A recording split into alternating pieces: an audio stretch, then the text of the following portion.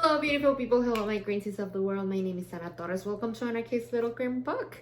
This is going to be the first video of 2021. So thank you so much for being here. Happy New Year.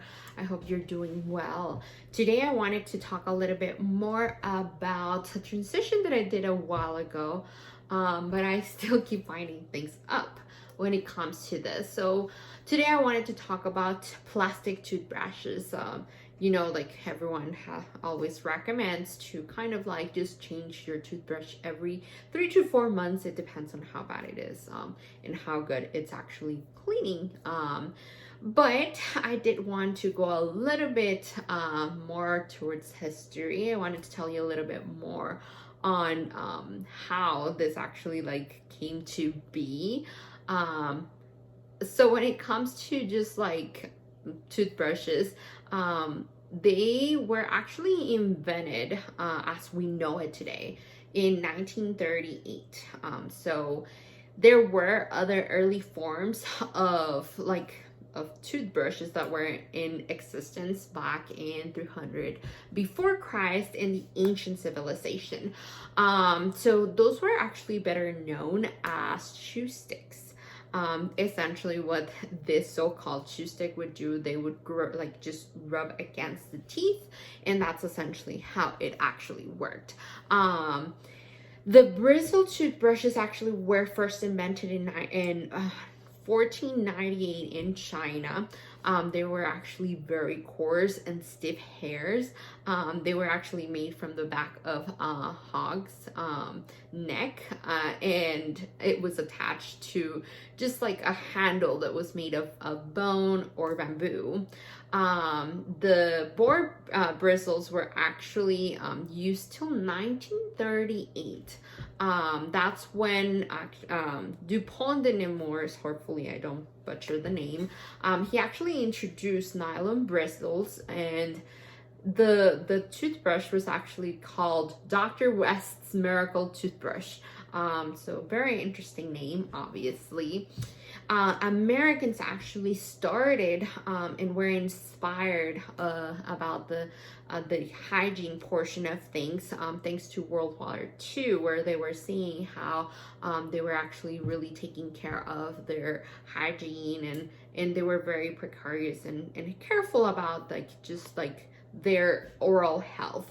So that's when they decided to adopt the nylon toothbrushes. When it comes to how they are made nowadays, they are actually also made of polypropylene plastic and nylon. So we're still sticking to nylon when it comes to the bristles. They are both actually coming from non-renewable fossil fuels, and just like other plastics, like we've been talking before, they are being thrown away into our landfills. Once these actually are in our landfills, again, they do end up on waterways or just in the oceans, which again, why our bodies of water actually have so much plastic accumulated. Once they are actually in the landfill specifically, they take about 1,000 years in order to degrade.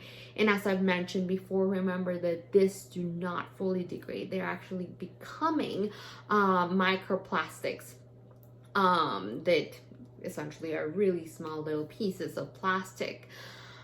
Unfortunately, again, this never really truly fully biodegrade. So just to put a little bit in context, National Geographic actually made some research and a study, and they found out that 90% of table salts in Europe specifically contain microplastics. So that means that we are all probably pretty much consuming just like salts that do include some type of microplastic on it. Another study just made by the WWF, they found out that each person around the world is actually consuming a credit card's worth of microplastic every single week. So that's where it starts getting a little bit worrying, because how can it not? It's actually just being consumed in that way. And well, again, there's nothing we can do as of now, right now, if we don't make a change in our life to life, day-to-day basis. I mean, there's never going to be something that we will be able to change. As of now, though, it's a little bit more where we can actually make a transition. I did wanted to talk a little bit more about just how like nylon, which is what the bristles are made of, they actually kind of create a lot of nitrous oxide whenever it's being manufactured. That's actually a greenhouse gas, and it's 310 times more potent than carbon dioxide. So terrible for our environment, terrible for just creating more plastic pollution, but also like it's really going into the atmosphere as well. According to research, a person uses about 300 of toothbrushes on a lifetime. So imagine all of those actually going into the landfills, and again, this affecting not only the bodies of water and the soil, it's actually just also pretty much creating those issues when it comes to marine life, which is probably one of the saddest part of it. Just so you have in context, there's about 1 billion toothbrushes that are thrown away annually, and that's only in the United States. So that's actually adding about 50 million pounds of waste, which is enough to pretty much stretch around the world or the earth for 4 times.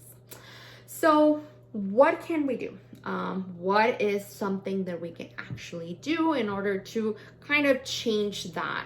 So when it comes to that, essentially, well, a great alternative, which you probably have heard of before, it's bamboo toothbrushes.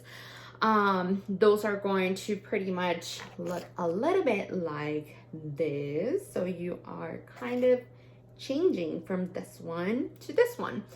But before making a transition, I do want you to keep in mind that you do need to be very careful of what bamboo brushes, toothbrushes specifically, are actually made of. Unfortunately, I'm one of those that after a little bit more of that research, I was able to find out that not all of them are fully either compostable or 100% biodegradable. You have to be very, very informed on what it is actually being taken in order to make these toothbrushes. Because once this deconstructed, there are a lot of pieces that will be able to be composted or be biodegradable, and there's some that are not.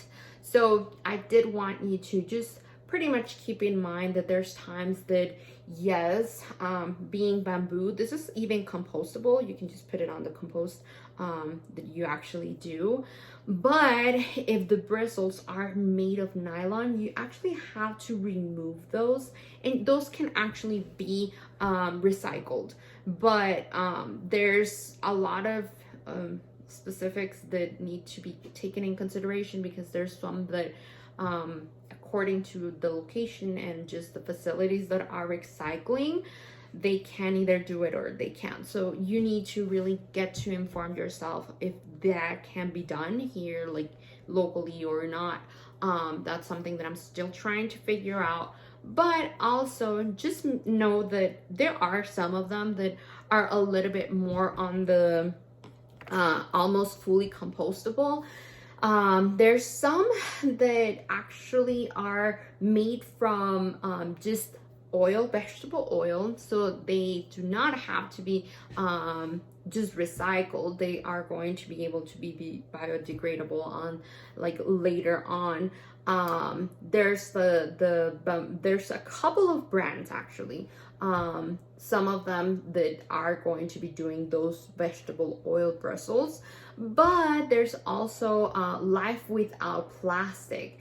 And what they do is they actually use boar hair to do their toothbrushes. Again, this is going to be more of a fully compostable and biodegradable type of toothbrush. So again, in my opinion, this is a very kind of easy kind of transition. Unfortunately, you do have to do a little bit more research. You can't just try to find one, and it will be a little bit on the harder end. But again, I also wanted you to keep in mind, if you do find one that fits your lifestyle, try to just order in bulk. That's going to decrease the transition and all of the pretty much gases that are being released as transportation is happening. And also make sure like to check a couple of them. Brush with bamboo and just life without plastic are going to be two of the best options. I have not tried it myself because, again, according to my research, I had bought the one that wasn't with nylon. But if you are doing one that does have nylon compared to plastic, you're still making a huge difference. If you're not able to find one or it doesn't fit within your budget, it's completely fine. Again, the only thing you have to do is remove the bristles. Try to find out if that is going to be recyclable in your locality, and that would probably be a best option than using just a plastic toothbrush. I don't know, it's just an easy change, an easy fix. Remember that any type of change that you decide to make is going to make a change in the world. So I hope you like that one. Again, an easy one. In my opinion, also, just make sure that whenever it comes to the bristles, it's more like along the lines of what you are currently using. So there's soft bristles and there are hard bristles. For me, I like hard bristles better. So just to let you know that. And thank you so much for watching. If you have any questions, please just give me a holler in the message box, or just ask directly. I am here to try to help in any shape or form, and hopefully you enjoy this and find it very helpful. And we shall see you the next time. Hopefully you have a great time, and thank you so much for watching today. Bye.